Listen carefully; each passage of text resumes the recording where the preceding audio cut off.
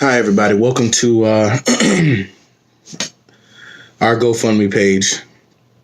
I'll try to keep this as short as possible. A lot has happened in a year. December 17th, 2017, my wife was coming from a funeral where she buried her brother the day before. And while in midair on her way back home from New York to Orlando, she had a brain bleed, a hemorrhaging stroke. She was able to alert one of the flight attendants before it got too serious, but before she was able to land, she fell unresponsive, and they did an emergency landing in Raleigh, North Carolina. They transferred her from Rex Hospital to University of North Carolina by my request. The kids and I were at the airport singing Christmas songs and noticed that we missed her the first time around, something that Charity is very serious about. She hates having to wait at the airport. So when we found out that we missed out on something felt odd, and they gave us a call. I didn't believe it. I thought it was a joke. Thought it was a family member playing. It turned out that she was in real danger. They managed to drain the brain enough to get a shunt in, and by January 1st, New Year's Eve, she woke up. So that's great. That's an amazing thing. A few weeks thereafter, they were making sure that she's fine, she's in a stable condition, and they had a decision for me to make. I had to make a decision of spending $33,000 to bring her home via Airbus helicopter, or a little bit cheaper, something like $17,000 to get on an ambulance to bring her home from North Carolina to Florida, Orlando.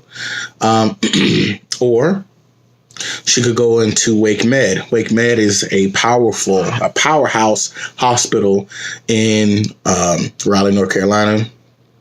I opted to do that because that's what we could afford. And why not have 60 days of rehab? At this point, once she's in this hospital, I can't stay up there any longer. I've been up there for a month, no pay. It's just me and my twin girls and my dog Bubbles. So I had to return to work. But every other weekend, I would fly back up. Shout out to Frontier for helping me out with the rates to go back and forth to see my wife. I'm very appreciative. Thank you, Megan, and everybody else who was involved and allowed me to allow a little bit of relief while I was flying back and forth every 2 weeks. 33 days into this, however, Charity she's speaking just fine. I mean, a little monotone, but just fine. She can move her hands. She couldn't move her left hand. She could move her right hand a lot. The left side of the body was paralyzed, and she had a right blown fixated eye. So her depth perception is about 70%. She can eat things. She can grab something in the distance, or she could, about 70% of the time.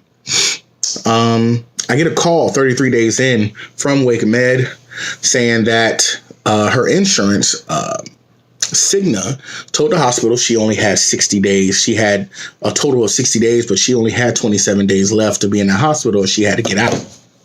Strangely enough, that's when they called me and told me that they were going to put her into the rehab program. It didn't hit me then because of all the stress, but I assumed she was already in rehab. So I fly up there, and the therapist spoke about, she was the physical therapist and occupational therapist. They were a little saddened, and even tears came to their eyes when they realized on day 27, when we finally got to that day, that she says, I only had 27 days. I'm grateful that Charity's able to grab, and you can help her move from one chair to the other. She could function, but if we had a full 60 days. And it didn't hit me until, a couple months later, why didn't she have a full 60 days? I assume that if you're filling out the paperwork, the right IDC-9, ICD-10 codes, you would put in for acute care until she was ready for rehab. Apparently, that hospital billed for rehab the entire time, and she wasn't getting it. Because of that, she's been in the hospital, in and out of Florida Hospital and Orlando Health, back and forth over and over and over again. Maybe she's been in the hospital 7, maybe 8 times in the last year. And her health has declined steadily. I'll put up a video later on so you can see the different stages of what she had going on, from her being able to recognize and talk to me and say she's willing to throw my rings out the window, our wedding bands. That's just the attitude she had, and that's great. All the way to the point where she lost everything, wasn't able to move at all, couldn't talk. All she could do is blink, twice for yes, one for no. And then out of nowhere, she was able to reach for her knee, which, just felt like a roller coaster, up and down, up and down. All the while, I am busting my butt 2 jobs to try to make sure to pay for everything. She finally got on Medicaid in, I want to say, September, October, I don't know, August, June, something like that.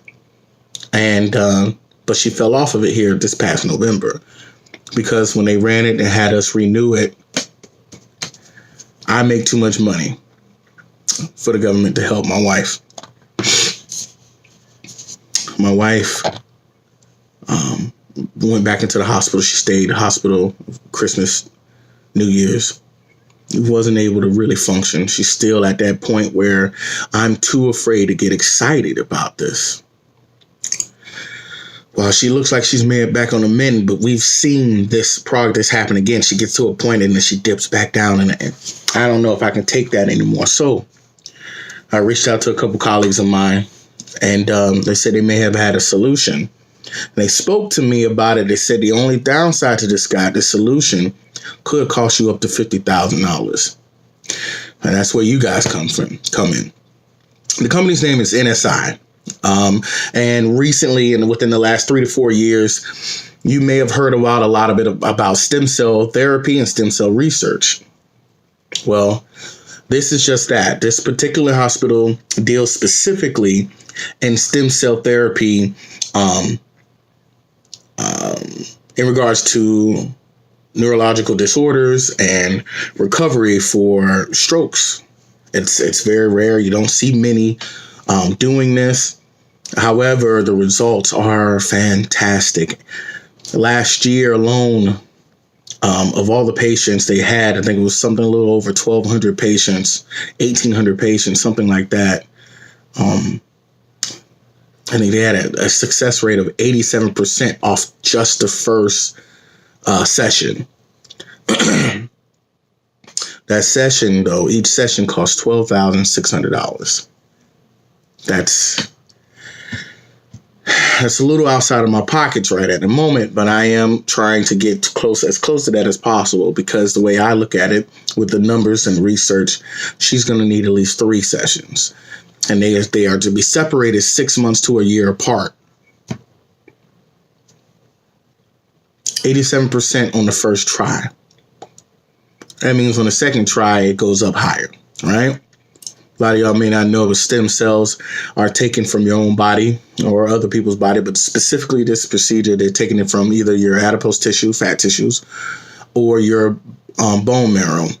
And they do a lumbar puncture and put it into your spine, and it's like a homing beacon. It travels up to the brain to where the damage is, and it's allowed to just grow and fester and bubble and repair and replace whatever's damaged is there. Couple that with some physical therapy that, down the line, I'm sure I could take care of. And Charity has a high chance of getting back to 95% of who she used to be. This has been by far the toughest year for me, but I get upset thinking about that, because Charity has had the worst year possible. How can I, in good faith, complain about how crappy of a year I've had?